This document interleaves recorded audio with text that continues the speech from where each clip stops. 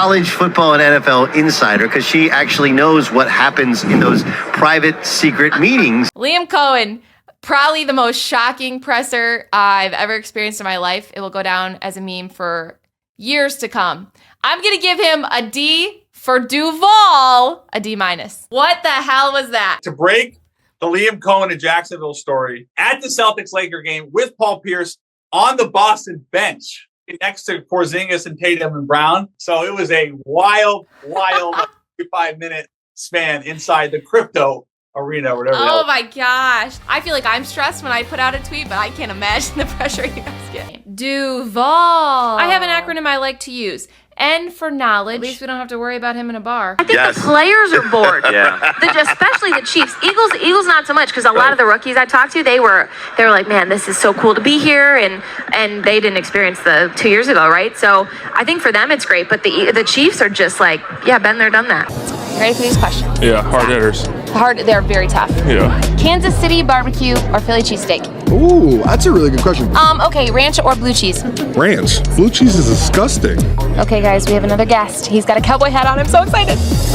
Well, that was interesting. We talked about the refs a little bit, which we all know everyone loves here. How unflattering maybe this game is. I know a lot of people didn't want this matchup. Maybe we wanted to see the Lions in there. We wanted to see the Bills, but this is the matchup we got. And at the end of the day, it is the two best teams that we're going to be watching. And, guys, the people that don't want to watch this game, football in New Orleans is already unwatchable. Let's be honest. I'm talking about the Saints, obviously. But I think this is going to be a great matchup. I'm excited. I personally am pulling for Saquon. He is the one sole purpose that I am rooting for this Eagles team in the Super Bowl. And that's the one storyline that's a little bit different. So I'm excited to see how it plays out, but that's where my allegiance lies. We have to get everybody's pick on the game come Sunday. Oh, you know what? Everybody's been telling me don't bet against the Chiefs. So that being said, I'm betting against the Chiefs. I'm going to take the Philadelphia Eagles. There we go. Plus money. There Same thing about having weddings during football season. Can't stand that. Oh, you get. Well, give me some other rules of yours. You have any other rules? You're right. You cannot have a wedding during. Don't have a social life during football season. If you have a birthday, wait. Yes. Don't have a birthday. Don't get engaged. I will not be there. Green Bay, what is your problem? I've seen better kicks from Urban Meyer. You know, Greg Joseph went 5 for 5. We will be fine, okay? Our quarterback was playing on one leg. Jordan Love honored Brett Favre by wearing his jersey and throwing into triple coverage. All right, so we missed a couple kicks. We will be fine. Jonte Porter has a better field goal percentage than your kickers, and he was trying to miss on purpose. Better have my money. I just met Tiffany Haddish. Oh, that's my sister. Hey, Grace. George Kittle, San Francisco 49ers tight end. What's up?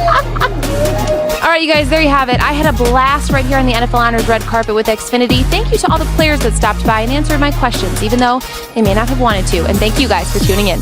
Somebody get Shane Waldron in here, please. Yeah. Okay, Shane, who runs a screen pass on 3rd and 29? First time. I would. Luke, get out. This is a little segment we like to call So Long. So long, Rams. Hold your heads high. The future is bright, you guys. You have a Super Bowl winning head coach, a Super Bowl winning quarterback, and a defense that's so young Bill Belichick would date it. So long, Baltimore. It's that time of year again where we have to say goodbye, also known as the playoffs. Don't blame Lamar for this one, you guys, okay? It's not his fault he had an interception and a fumble. Let's just drop the narrative, okay? Like Mark Andrews. Oh. They utilize guys that you would never have thought of, on that last key play in the game. They went to Samaje Perine, like Juju was more effective than Travis Kelce, who had 19 yards, by the way. That's kind of a concern for me with the Chiefs, and the Eagles really have to be at their best. And like Leroy was just saying, you need to have an insane game by Saquon, obviously, but then you also need to have a great game by Jalen Hurts, which we've seen that happen last Super Bowl. He was close to 400 yards. He can throw the ball. Question for New Orleans. Can we talk to Derek Carr? Yes, you can have him. Will you calm down? You take Derek Carr right now, we'll throw in Mickey Loomis for free. Wow, you abandoned a Carr quicker than Rashee Rice. What was that for? That was in case Dalton Kincaid caught it. All right, look, we do feel bad for Buffalo. They've now lost 4 in a row to the Chiefs. Luckily, they are very familiar with 0-4, just ask Jim Kelly. I'm not sure why anyone is surprised when it comes to Chiefs-Bills. After all, the margin of victory is pretty wide, right? My brother's a huge Lions fan. I know I wouldn't be here if I didn't have that kind of same mentality. So I post the Lions-Packers content, but he does Ironman races with my dad. So my dad, who's 62, pushes and pulls him, he just turned 30, through these races, and in order to motivate other people. And it's the most incredible thing I've ever experienced.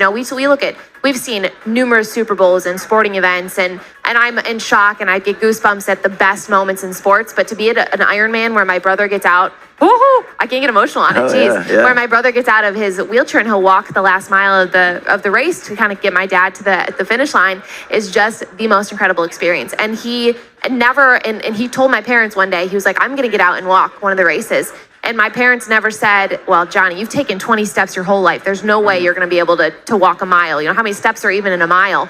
And he just said, I'm going to do it. And I think that mentality leads to where I am today. And he never complains. You know, he can't eat by himself or get up by himself. And he's just the most positive person. So his only flaw is that he's a Lions fan. But other than that, he's a great you just human had being. to pile on there.